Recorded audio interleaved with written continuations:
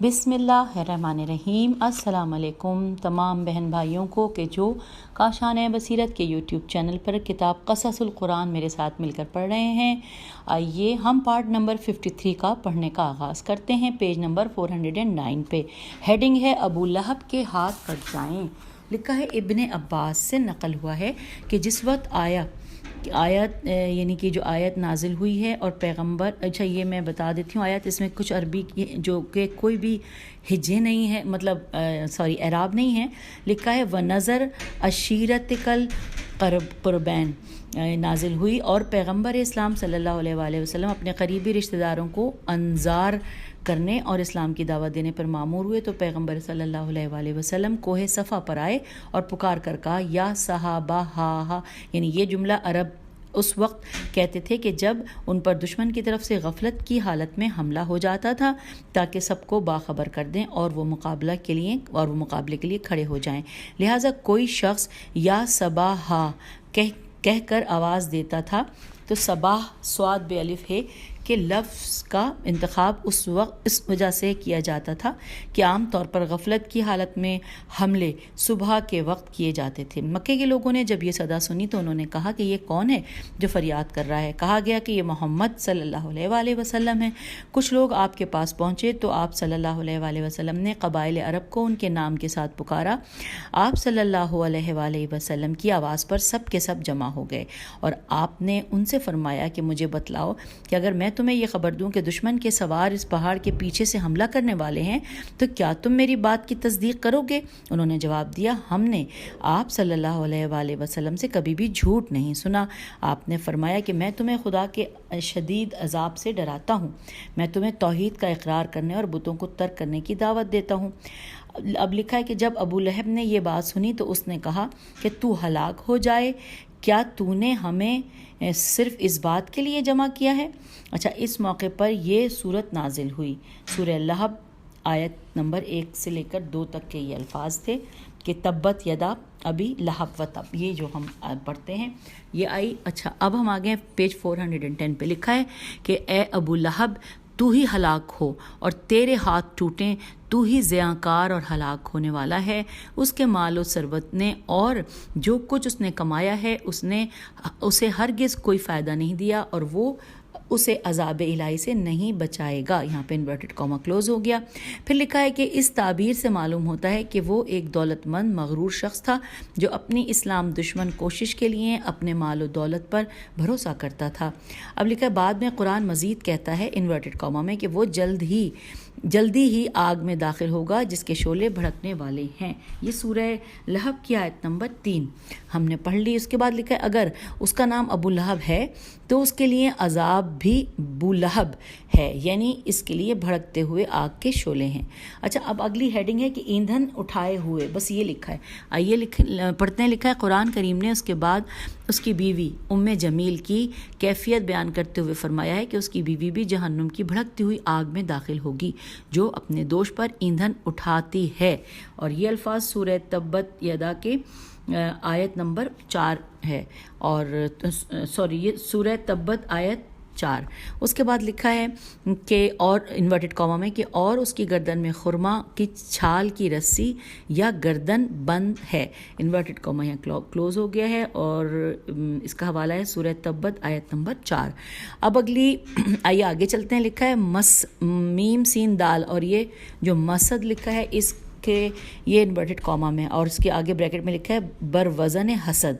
अच्छा, उसे लिखा है कि मसद इस रस्सी के मानी के हैं क्योंकि इससे पहले एक आयत लिखी है फ़ी जी देहा हाबल मिन मसद, तो उसके बाद यानी उसका हिस्सा लिखा हुआ है ना जो हम पढ़ रहे हैं अभी, तो उसमें लिखा है कि इस रस्सी के माने में है कि जो खजूर के पत्तों से बनाई जाती है। बाज़ ने ये कहा है कि मसद वो रस्सी है जो जहन्नुम में उसकी गर्दन में डालेंगे जिसमें खजूर के पत्तों जैसी सख्ती होगी और उसमें आग की हरारत और लोहे की संगीनी होगी। बाज़ ने ये भी कहा है कि चूँकि बड़े लोगों की औरतें अपनी शख्सियत को आलात ज़ेवरात खुसूसन गर्दन के कीमती ज़ेवरात से जीनत देने में ख़ास बात समझती हैं, لہٰذا خدا قیامت میں اس مغرور و خود پسند عورت کی تحقیر کے لیے لیف خرما کا ایک گردن بند اس کی گردن میں ڈال دے گا، یا یہ اصلاً اس کی تحقیر سے کنایا ہے۔ آئیے اگلے پیراگراف میں پڑھتے ہیں۔ لکھا ہے بعض نے یہ بھی کہا ہے کہ اس تعبیر کے بیان سے کرنے کا سبب یہ ہے کہ ام جمیل، یعنی ام جمیل جو ہے وہ انورٹڈ کاما میں، کہ ام جمیل کے پاس جواہرات کا ایک بہت ہی قیمتی گردن بند تھا اور اس نے یہ قسم کھائی تھی کہ وہ اسے پیغمبر صلی اللہ علیہ وآلہ وسلم کی دشمنی میں خرچ کرے گی، لہٰذا اس کے اس کام کے بدلے میں خدا نے اس کے لیے ایسا عذاب مقرر کر دیا ہے۔ اب آئیے اگلی ہیڈنگ دیکھتے ہیں۔ لکھا ہے ابو لہب کا عبرت ناک انجام۔ لکھا ہے روایات میں آیا ہے کہ جنگ بدر اور سخت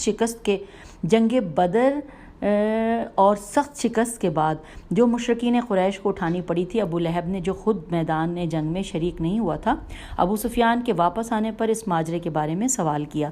ابو سفیان کے قریش کے لشکر کی شکست اور سرکوبی کی کیفیت بیان کی۔ اس کے بعد اس نے مزید کہا کہ خدا کی قسم ہم نے اس جنگ میں آسمان و زمین کے درمیان ایسے سوار دیکھے ہیں جو محمد کی مدد کے لیے آئے تھے۔ اگلے پیراگراف میں ہے کہ اس موقع پر عباس کے ایک غلام، عباس کا ورڈ انورٹڈ کاما میں ہے، اور غلام ابو رافع یہ بھی انورٹڈ کاما میں ہے۔ پھر دوبارہ پڑھتے ہیں۔ اب اس موقع پر عباس کے ایک غلام ابو رافع نے کہا، میں وہاں بیٹھا ہوا تھا، میں نے اپنے ہاتھ بلند کیے اور کہا کہ وہ آسمانی فرشتے تھے۔ اب ہم آ گئے ہیں پیج نمبر 411 پر، آئیے مل کر یہاں بھی پڑھتے ہیں۔ اس سے ابو لہب بھڑک اٹھا اور اس نے ایک زوردار تھپڑ میرے منہ پر دے مارا، مجھے اٹھا کر زمین پر پٹک دیا اور اپنے دل کی بھڑاس نکالنے کے لیے مجھے پیٹے چلا جا رہا تھا۔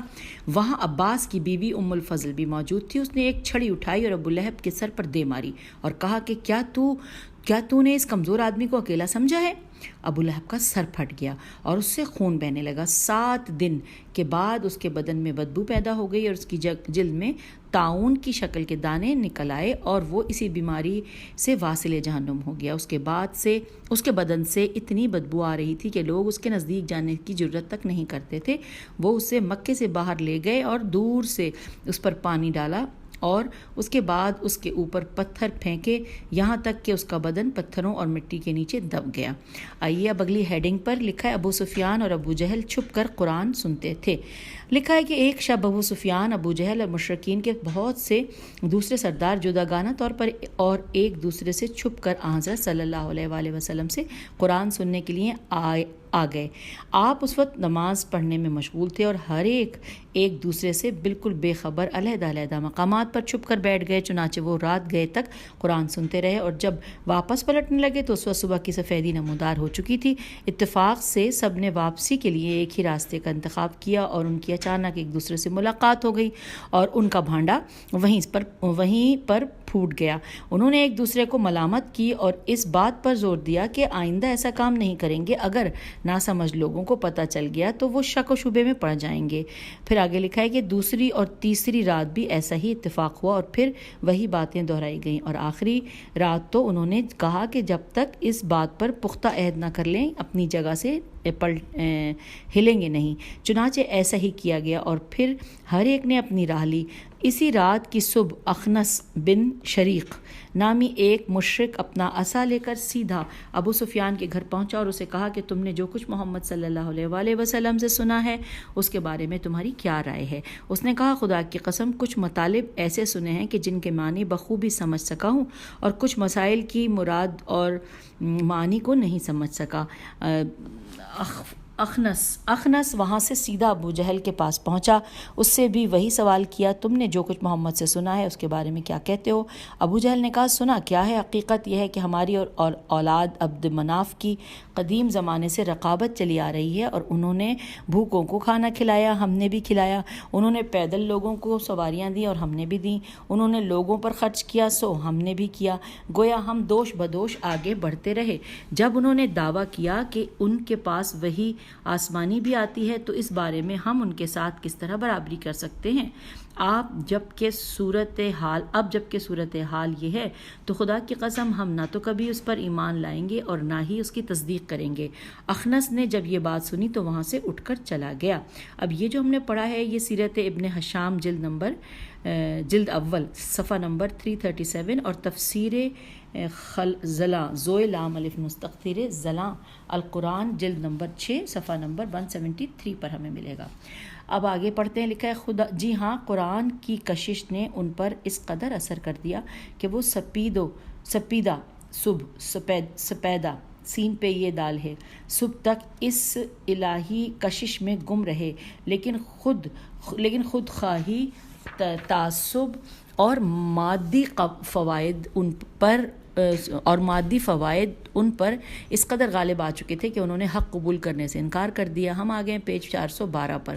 اس میں شک نہیں کہ اس نور الہی میں اس قدر طاقت ہے کہ ہر آمادہ دل کو وہ جہاں بھی ہو اپنی طرف جذب کر لیتا ہے۔ یہی وجہ ہے کہ اس قرآن کا ان آیات میں جہاد کبیر کہہ کر تعارف کرایا گیا، اور یہ ہمیں بات ملے گی تفسیر نمونہ میں بھی ہے، تفسیر نمونہ کی جلد نمبر 8 اور صفحہ نمبر 144 میں۔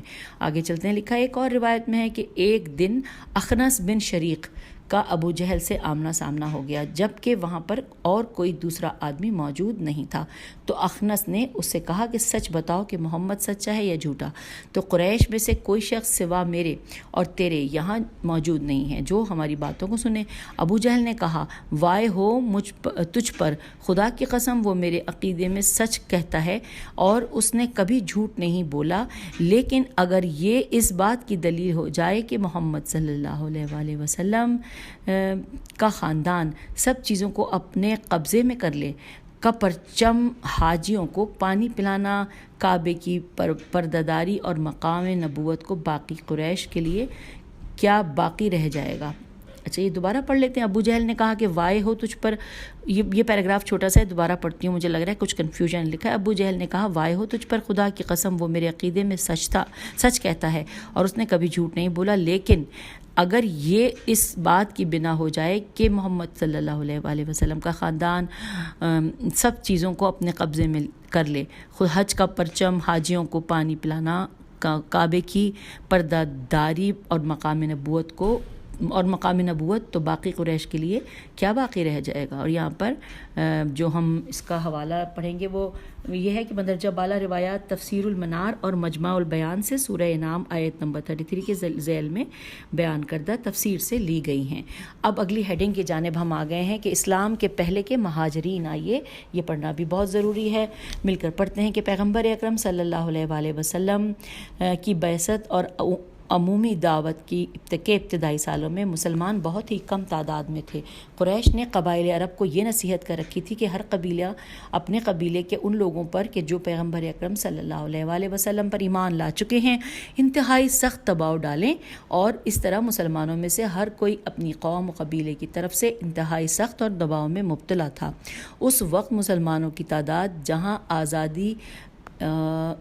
جہاں آزادی شروع کرنے کے لیے کافی نہیں تھی، پیغمبر اکرم صلی اللہ علیہ وآلہ وسلم نے اس چھوٹے سے گروہ کی حفاظت اور مسلمانوں کے لیے حجاز سے باہر قیام گاہ مہیا کرنے کے لیے انہیں ہجرت کا حکم دے دیا، اور اس مقصد کے لیے حبشہ کو منتخب فرمایا اور کہا کہ وہاں ایک نیک دل بادشاہ ہے جو ظلم و ستم کرنے سے اجتناب نہیں کرتا، تم وہاں چلے جاؤ یہاں تک کہ خداوند تعالیٰ کوئی مناسب موقع ہمیں عطا فرمائے۔ پیغمبر اکرم صلی اللہ علیہ وآلہ وسلم کی مراد نجاشی سے تھی۔ نجاشی ایک عام نام تھا جیسے کسریٰ، کاف سین رے چھوٹی ہے، جو حبشہ کے تمام بادشاہوں کا لقب تھا، لیکن اس نجاشی کا اصل نام جو پیغمبر اکرم صلی اللہ علیہ وآلہ وسلم کا ہم اثر تھا اسہمہ تھا، الف صاد ہے میم ہے، اسہمہ تھا، جو کہ حبشہ کی زبان میں عطیہ و بخشش کے معنی کے ہیں۔ اگلے پیراگراف میں لکھا ہے کہ مسلمانوں میں سے 11 مرد اور 4 عورتیں حبشہ جانے کے لیے تیار ہوئے اور ایک چھوٹی سی کشتی کرائے پر لے کر بحری راستے سے حبشہ جانے کے لیے روانہ ہو گئے۔ یہ بعثت کے 5ویں سال ماہ رجب کا واقعہ ہے۔ کچھ زیادہ عرصہ نہیں گزرا تھا کہ جناب جعفر بن ابو طالب علیہ السلام بھی مسلمانوں کے ایک دوسرے گروہ کے ساتھ حبشہ چلے گئے۔ اب اس اسلامی جمعیت میں 82 مردوں کے علاوہ کافی تعداد میں عورتیں اور بچے بھی تھے۔ آئیے اب اگلی ہیڈنگ کی طرف لکھا ہے مشرکین مہاجرین کی تعقیب میں تعقیب میں لکھا ہے اس ہجرت کی بنیاد بت پرستوں کے لیے سخت تکلیف دہ تھی، کیونکہ وہ اچھی طرح سے دیکھ رہے تھے کہ کچھ زیادہ عرصہ نہیں گزرے گا کہ وہ لوگ جو تدریجاً اسلام کو قبول کر چکے ہیں اور حبشہ کی سرزمین امن و امان کی طرف چلے گئے ہیں، مسلمانوں کی ایک طاقتور جماعت کی صورت اختیار کر لیں گے۔ یہ حیثیت ختم کرنے کے لیے انہوں نے کام کرنا شروع کر دیا، اور اس مقصد کے لیے انہوں نے جوانوں میں سے 2 ہوشیار، فعال، ہیلہ باز اور عیار جوانوں یعنی عمرو بن عاص اور عمارہ بن ولید کا انتخاب کیا۔ بہت سے ہدیے دے کر ان کو حبشے کی طرف روانہ کیا گیا۔ پیج 413۔ ان دونوں نے کشتی میں بیٹھ کر شراب پی اور ایک دوسرے سے لڑ پڑے، لیکن آخرکار وہ اپنی سازش کو روبہ عمل لانے کے لیے سرزمین حبشہ میں داخل ہو گئے۔ ابتدائی مراحل طے کرنے کے بعد وہ نجاشی کے دربار میں پہنچ گئے، اور دربار میں باریاب ہونے سے پہلے انہوں نے نجاشی کے درباریوں کو بہت قیمتی ہدیہ دے کر ان کو اپنا موافق بنایا تھا اور ان سے اپنی طرفداری اور تائید کرنے کا وعدہ لیا تھا۔ عمرو عاص نے اپنی گفتگو شروع کی اور نجاشی نے سے اس طرح ہم کلام ہوا۔ بولا کہ ہم سرداران مکہ کے بھیجے ہوئے ہیں، ہمارے درمیان کچھ کم عقل جوانوں نے مخالفت کا علم بلند کیا ہے اور وہ اپنے بزرگوں کے دین سے پھر گئے ہیں اور ہمارے خداؤں کو برا بھلا کہتے ہیں۔ انہوں نے فتنہ و فساد برپا کر دیا ہے، لوگوں میں نفاق کا بیج بو دیا ہے۔ آپ کی سرزمین کی آزادی سے انہوں نے غلط فائدہ اٹھایا ہے اور انہوں نے یہاں آ کر پناہ لے لی ہے۔ ہمیں اس بات کا خوف ہے کہ وہ یہاں بھی خلل اندازی نہ کریں۔ بہتر یہ ہے کہ آپ انہیں ہمارے سپرد کر دیں تاکہ ہم انہیں اپنی جگہ واپس لے جائیں۔ یہ کہہ کر ان لوگوں نے وہ ہدیے جو اپنے ساتھ لائے تھے پیش کیے۔ نجاشی نے کہا کہ جب تک میں اپنی حکومت میں پناہ لینے والوں کے نمائندوں سے نہ مل لوں اس سلسلے میں کوئی بات نہیں کر سکتا، اور چونکہ یہ ایک مذہبی بحث ہے لہٰذا ضروری ہے کہ تمہاری موجودگی میں مذہبی نمائندوں کو بھی ایک جلسے میں دعوت دی جائے۔ اب اگلی ہیڈنگ ہے جعفر بن ابی طالب مہاجرین کے بہترین خطیب۔ یہ پوری ہیڈنگ ہے، آئیے جانتے ہیں۔ لکھا ہے چنانچہ دوسرے دن ایک اہم جلسہ منعقد ہوا، اس میں نجاشی کے مصاحبین اور عیسائی علماء کی ایک جماعت شریک تھی۔ جعفر بن ابی طالب مسلمانوں کے نمائندے کی حیثیت سے موجود تھے اور قریش کے نمائندے بھی حاضر ہوئے۔ نجاشی نے قریش کے نمائندوں کی باتیں سننے کے بعد جناب جعفر کی طرف رخ کیا اور ان سے خواہش کی کہ وہ اس سلسلے میں اپنا نقطہ نظر بیان کریں۔ جناب جعفر ادائے احترام کے بعد اس طرح گویا ہوئے، پہلے ان سے پوچھئے کہ کیا ہم ان کے بھاگے ہوئے غلاموں میں سے ہیں؟ عمروں نے کہا نہیں، بلکہ آپ آزاد ہیں۔ جعفر ان سے یہ بھی پوچھئے کہ کیا ان کا کوئی قرض ہمارے ذمے ہے کہ جس کا وہ ہم سے مطالبہ کرتے ہیں؟ عمرو نہیں، ہمارا آپ سے ایسا کوئی مطالبہ نہیں ہے۔ جعفر کیا ہم نے تمہارا کوئی خون بہایا ہے کہ جس کا ہم سے بدلہ لینا چاہتے ہو؟ عمرو نہیں، ایسا کچھ نہیں ہے۔ جعفر تو پھر تم ہم سے کیا چاہتے ہو؟ تم نے ہم پر اتنی سختیاں کی اور اتنی تکلیفیں پہنچائیں اور ہم تمہاری سرزمین سے جو سراسر مرکز ظلم و جور تھی باہر نکل آئے ہیں۔ اس کے بعد جناب جعفر نے نجاشی کی طرف رخ کیا اور کہا کہ ہم جاہل اور نادان تھے، بت پرستی کرتے تھے، مردار کا گوشت کھاتے تھے، طرح طرح کے برے اور شرمناک کام انجام دیتے تھے، قطع رحمی کرتے تھے، اپنے ہمسایوں سے برا سلوک کرتے تھے اور ہمارے طاقتور کمزوروں کے حقوق ہمارے طاقتور کمزور لوگوں کے حقوق ہڑپ کر جاتے تھے۔ لیکن خداوند تعالیٰ نے ہمارے درمیان ایک پیغمبر کو مبعوث فرمایا کہ جس نے ہمیں حکم دیا کہ ہم خدا کا کوئی مثل اور شریک نہ بنائیں اور فحشہ و منکر، ظلم و ستم اور قمار بازی ترک کر دیں۔ ہمیں حکم دیا کہ ہم نماز پڑھیں، زکوٰۃ ادا کریں، عدل و احسان سے کام لیں اور اپنے وابستگان کی مدد کریں۔ ہم آگے ہیں پیج 414 پر۔ لکھا ہے نجاشی نے کہا کہ عیسیٰ مسیح علیہ السلام بھی انہی چیزوں کے لیے مبعوث ہوئے تھے۔ اس کے بعد اس نے جناب جعفر سے پوچھا کہ ان آیات میں سے جو تمہارے پیغمبر پر نازل ہوئی ہیں کچھ تمہیں یاد ہیں؟ جعفر نے کہا جی ہاں، اور پھر انہوں نے سورہ مریم کی تلاوت شروع کر دی۔ اس سورہ کی ایسی ہلا دینے والی آیات کے ذریعے جو مسیح علیہ السلام اور اس کی ماں کو ہر قسم کی ناروا تہمتوں سے پاک قرار دیتی ہیں۔ جناب جعفر کے حسن انتخاب نے عجیب و غریب اثر کیا، یہاں تک کہ مسیحی علماء کی آنکھوں سے فرط شوق میں آنسو بہنے لگے، اور نجاشی نے پکار کر کہا خدا کی قسم ان آیات میں حقیقت کی نشانیاں نمایاں ہیں۔ اب اگلے پیراگراف میں لکھا ہے کہ جب عمر نے چاہا کہ اب یہاں کوئی بات کرنے اور مسلمانوں کو اس کے سپرد کرنے کی درخواست کرے، نجاشی نے ہاتھ بلند کیا اور زور سے عمروں کے منہ پر مارا اور کہا خاموش رہو، خدا کی قسم اگر ان لوگوں کی مذمت میں اس سے زیادہ کوئی بات کی تو میں تجھے سزا دوں گا۔ یہ کہہ کر مامورین حکومت کی طرف رخ کیا اور پکار کر کہا کہ ان کے ہدیے ان کو واپس کر دو اور انہیں حبشہ کی سرزمین سے باہر نکال دو۔ جناب جعفر اور ان کے ساتھیوں سے کہا کہ تم آرام سے میرے ملک میں زندگی بسر کرو۔ آگے لکھا ہے اس واقعے نے جہاں جعفر اور ان کے ساتھیوں سے کہا کہ تم آرام سے میرے ملک میں زندگی بسر کرو، اس کے بارے میں دیکھیے یہاں پہ لکھا ہے کہ بہت سے مفسرین نے نقل کیا ہے یہ واقعہ کہ سورہ مائدہ کی آیت نمبر 82 سے لے کے 86 تک نجاشی اور اس کے ساتھیوں کے بارے میں یہی نازل ہوئی ہے۔ اب لکھا ہے اس واقعے نے جہاں حبشہ کے کچھ لوگوں پر اسلام شناسی کے سلسلے میں گہرا تبلیغی اثر کیا، وہاں یہ واقعہ اس بات کا بھی سبب بنا کہ مکے کے مسلمان اس کو ایک اطمینان بخش جائے پناہ شمار کریں اور نئے مسلمان ہونے والوں کو اس دن کے انتظار میں کہ جب وہ کافی قدرت و طاقت حاصل کریں وہاں پر بھیجتے رہیں۔ اب ہیڈنگ آ گئی ہے فتح خیبر کی زیادہ خوشی ہے یا جعفر کے پلٹنے کی، یہ ہیڈنگ ہے۔ لکھا ہے کئی سال گزر گئے، پیغمبر صلی اللہ علیہ وآلہ وسلم بھی ہجرت فرما گئے اور اسلام روز بروز ترقی کی منزلیں طے کرنے لگا۔ عہد نامہ حدیبیہ لکھا گیا اور پیغمبر اکرم صلی اللہ علیہ وآلہ وسلم فتح خیبر کی طرف متوجہ ہوئے۔ اس وقت جب کہ مسلمان یہودیوں کے سب سے بڑے اور خطرناک مرکز کے لوٹنے کی وجہ سے اتنے خوش تھے کہ پھولے نہیں سماتے تھے، دور سے انہوں نے ایک مجمع کو لشکر اسلام کی طرف آتے ہوئے دیکھا۔ تھوڑی ہی دیر گزری تھی کہ معلوم ہوا کہ یہ تو وہی مہاجرین حبشہ ہیں جو آغوش وطن میں پلٹ کر آ رہے ہیں، جبکہ دشمنوں کی بڑی بڑی طاقتیں دم توڑ چکی ہیں اور اسلام کا پودا اپنی جڑیں کافی پھیلا چکا ہے۔ پیغمبر اکرم صلی اللہ علیہ وآلہ وسلم نے جناب جعفر اور مہاجرین حبشہ کو دیکھ کر یہ تاریخی جملہ ارشاد فرمایا انورٹڈ کاما کہ میں نہیں جانتا کہ مجھے خیبر کے فتح ہونے کی زیادہ خوشی ہے یا جعفر کے پلٹ آنے کی، انورٹڈ کاما کلوز۔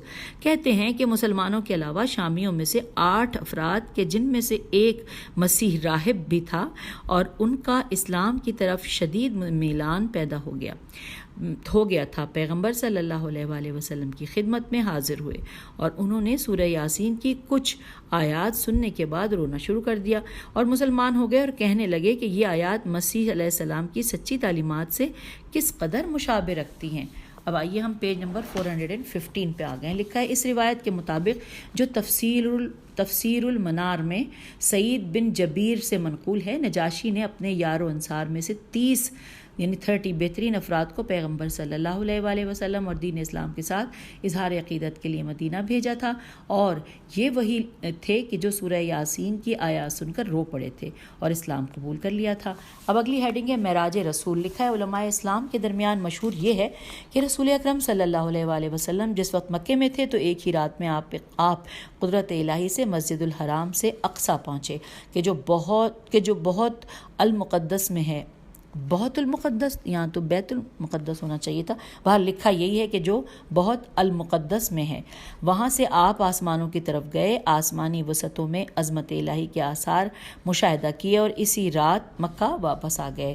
اگلے پیراگراف میں نیز یہ بھی مشہور ہے کہ یہ زمینی اور آسمانی سیر جسم اور روح کے ساتھ تھی، البتہ یہ سیر چونکہ بہت عجیب و غریب اور بے نظیر تھی لہٰذا بعض حضرات نے اس کی توجیہ کی ہے اور اسے معراج روحانی قرار دیا ہے اور کہا ہے کہ یہ ایک طرح کا خواب تھا یا مکاشفہ روحی تھا، لیکن جیسا کہ ہم کہہ چکے ہیں یہ قرآن کے ظاہری مفہوم کے بالکل خلاف ہے،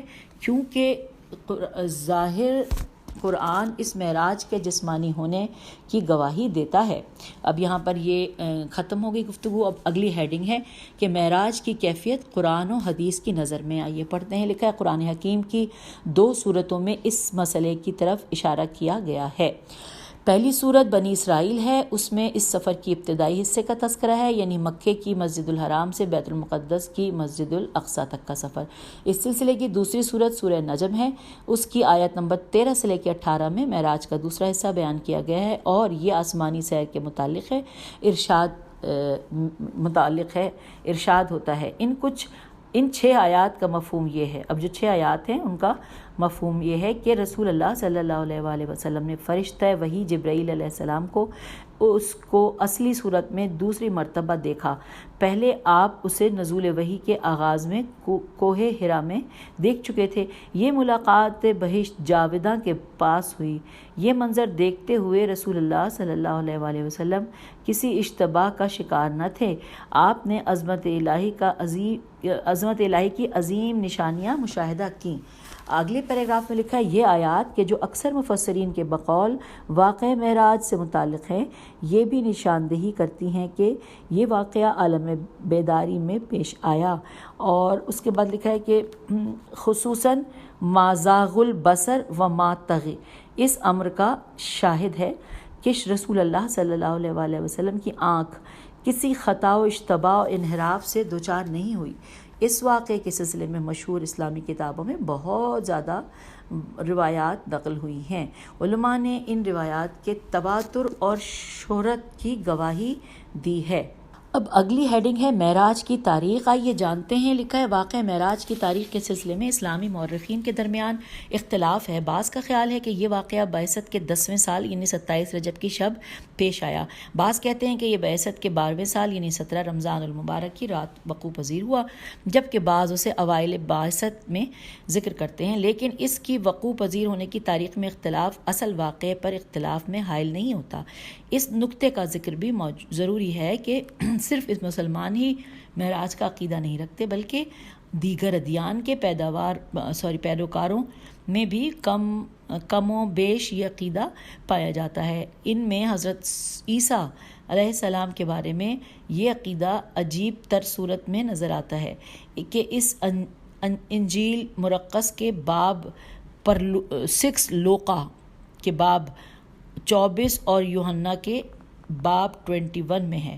اچھا اب یہ دیکھیں، میں دوبارہ پڑھتی ہوں، کتنا مشکل لگے نا یہ نام پڑھتے میں۔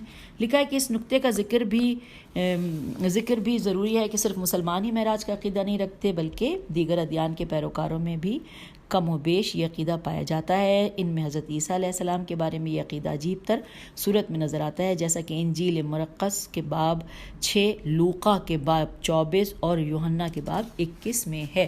تو یوں ہم نے دوبارہ پڑھ لیا تاکہ ہمیں کوئی ذرا سا بھی شک و شبہ ہو پڑھنے میں تو ہم اس کی اصلاح کر لیں۔ تو اس کے بعد پیج نمبر 416 پر ہم آ گئے ہیں، اور یہاں لکھا ہے کہ عیسیٰ علیہ السلام مصلوب ہونے کے بعد دفن ہو گئے۔ میم صاد لام با، مصلوب ہونے کے بعد دفن ہو گئے تو مردوں میں سے اٹھ کھڑے ہوئے اور 40 روز تک لوگوں میں موجود رہے، پھر آسمان کی طرف چڑھ گئے اور ہمیشہ کے لیے معراج پر چلے گئے۔ لکھا ہے ضمناً یہ وضاحت بھی ہو جائے کہ بعض اسلامی روایات سے بھی معلوم ہوتا ہے کہ بعض گزشتہ انبیاء کو بھی معراج نصیب ہوئی تھی۔ پیغمبر گرامی صلی اللہ علیہ وآلہ وسلم نے یہ آسمانی سفر چند مرحلوں میں طے کیا۔ پہلا مرحلہ مسجد الحرام اور مسجد اقصیٰ کے درمیانی فاصلے کا مرحلہ تھا، جس کی طرف سورہ اسراء کی پہلی آیت میں اشارہ ہوا ہے۔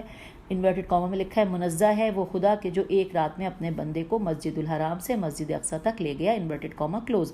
اب آگے لکھا ہے کہ بعض معتبر روایات کے مطابق آپ صلی اللہ علیہ وآلہ وسلم نے اسنا الف سے نون الف حمزہ اسناء راہ میں جبرائیل علیہ السلام کی معیت میم عین یہ میں سرزمین مدینہ میں نزول فرمایا اور وہاں نماز پڑھی، اور مسجد الاقصیٰ میں بھی ابراہیم و موسیٰ عیسیٰ علیہ السلام انبیاء کی ارواح کی موجودگی میں نماز پڑھی، اور امام جماعت پیغمبر صلی اللہ علیہ وآلہ وسلم تھے۔ اس کے بعد سے وہاں سے پیغمبر صلی اللہ علیہ وآلہ وسلم کا آسمانی سفر شروع ہوا اور آپ صلی اللہ علیہ وآلہ وسلم نے 7 آسمانوں کو یک کے بعد دیگرے عبور کیا اور ہر آسمان میں ایک نیا ہی منظر دیکھا۔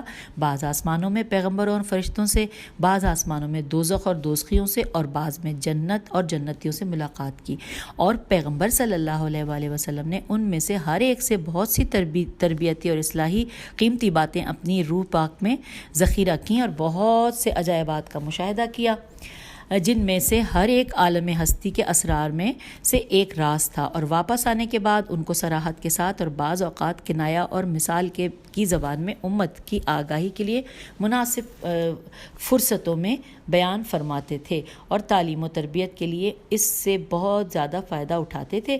یہ امر اس بات کی نشاندہی کرتا ہے کہ اس امر کا سفر ایک اہم مقصد ان قیمتی مشاہدات کی تربیتی و عرفانی نتائج سے استفادہ کرنا تھا، اور قرآن کی یہ پرمعنی تعبیر جو ہے یعنی کہ لقد رأى من آیات رب الکبریٰ، یہ سورہ نجم کی آیت نمبر 18، ان تمام امور کی طرف ایک اجمالی اور سربستہ اشارہ ہو سکتی ہے۔ البتہ جیسا کہ ہم بیان کر چکے ہیں کہ وہ بہشت اور دوزخ جن کو پیغمبر صلی اللہ علیہ وآلہ وسلم نے سفر معراج میں مشاہدہ کیا اور کچھ لوگوں کو وہاں عیش میں اور عذاب میں دیکھا، وہ قیامت والی جنت اور دوزخ نہیں تھیں بلکہ وہ برزخ والی جنت دوزخ تھیں، کیونکہ قرآن مجید کے مطابق جیسا کہ کہتا ہے کہ قیامت والی جنت و دوزخ قیامت اور حساب و کتاب سے فراغت کے بعد نیکوکاروں اور بدکاروں کو نصیب ہوگی۔ آگے لکھا ہے آخرکار آپ 7ویں آسمان پر پہنچ گئے، وہاں نور کے بہت سے حجابوں کا مشاہدہ کیا، وہی جگہ جہاں پر سدرۃ المنتہا اور حبۃ الماوا واقع تھی، اور پیغمبر صلی اللہ علیہ وآلہ وسلم اس جہان سراسر نور و روشنی میں شہود باطنی کی اوج اور قرب الہی اور مقام قاب قوسین و ادنی پر فائز ہوئے، اور خدا نے اس سفر میں آپ کو مخاطب ہی لکھا ہے، مخاطب کرتے ہوئے بہت سے اہم احکام دیے اور بہت سے ارشادات فرمائے، جن کا ایک مجموعہ اس وقت اسلامی روایات میں احادیث قدسی کی صورت میں ہمارے لیے یادگار رہ گیا ہے۔ اور اس کے بعد لکھا ہے کہ قابل توجہ بات یہ ہے کہ بہت سی روایات کی تصریح کے مطابق پیغمبر صلی اللہ علیہ وآلہ وسلم نے اس عظیم سفر کے مختلف حصوں میں اچانک علی علیہ السلام کو اپنی رنگ میں دیکھا، اور ان روایات میں کچھ ایسی تعبیریں نظر آتی ہیں جو پیغمبر اکرم صلی اللہ علیہ وآلہ وسلم کے مقام کی حد سے زیادہ عظمت کی گواہ ہیں۔ ہم پیج 417 پر ہے۔ معراج کی ان سب روایات کے باوجود کچھ ایسے پیچیدہ اور اسرار آمیز جملے ہیں جن کے مطالب کو کشف کرنا آسان نہیں ہے، اور اصطلاح کے مطابق روایات متشابہ کا حصہ ہیں، یعنی ایسی روایات جن کی تشریح کو خود معصومین علیہ السلام کے سپرد کر دینا چاہیے۔ اور اس کے بارے میں یہ لکھا ہے کہ روایات معراج کے سلسلے میں مزید اطلاعات کے لیے بحار الانوار کی جلد 18 اور اس کے علاوہ جلد 18 صفحہ نمبر 282 سے لے کر 410 تک رجوع فرمائیں۔ اور اس کے بعد لکھا ہے کہ ضمنی طور پر معراج کی روایت اہل سنت کی کتابوں میں بھی تفصیل سے آئی ہیں، اور ان کی روایتوں میں اور ان کے راویوں میں سے تقریباً 30 افراد نے حدیث معراج کو نقل کیا ہے۔ یہاں ایک یہ سوال سامنے آتا ہے کہ اتنا لمبا سفر طے کرنا اور یہ سب عجیب اور قسم قسم کے حادثات اور ساری لمبی چوڑی گفتگو اور یہ سب کے سب مشاہدات کی ایک رات میں یا ایک رات سے بھی کم وقت میں کس طرح سے سر انجام پا گئے؟ لیکن ایک نقطے کی طرف توجہ کرنے سے اس سوال کا جواب واضح ہو جاتا ہے کہ سفر معراج ایک عام سفر نہیں تھا کہ اسے عام معیاروں میں سے پرکھا جائے، نہ تو اصل سفر معمولی تھا اور نہ ہی آپ کی سواری معمولی اور عام تھی۔ یہ آپ کے مشاہدات عام اور معمولی تھے، اور نہ ہی آپ کی گفتگو اور نہ ہی وہ پیمانے جو اس میں استعمال ہوئے ہمارے کرۂ خاکی کے محدود اور چھوٹے پیمانوں کے مانند تھے، اور نہ ہی وہ تشبیہات جو اس میں بیان ہوئی ہیں ان مناظر کی عظمت کو بیان کر سکتی ہیں جو پیغمبر صلی اللہ علیہ وآلہ وسلم نے مشاہدہ کیے۔ تمام چیزیں خارق العادت صورت میں اور اس مکان و زمان سے خارج ہونے کے پیمانوں میں ہیں جن سے وابستگی آشنا نہیں واقع ہوئیں۔ اس بنا پر کوئی تعجب کی بات نہیں ہے کہ یہ امور ہمارے گروہ زمین کی نشانی پیغمبروں کے ساتھ ایک رات یا ایک رات سے بھی کم وقت میں واقع ہوئے ہیں۔ یہ تفسیر نمونہ جلد نمبر 13 صفحہ نمبر 97 سے 99 تک ہے۔ اور اب پھر اپنی گفتگو کو ختم کرتے ہیں، اگلی ہیڈنگ کے ساتھ اگلی ریڈنگ میں پارٹ میں پھر ملیں گے۔ خدا حافظ، فی امان اللہ۔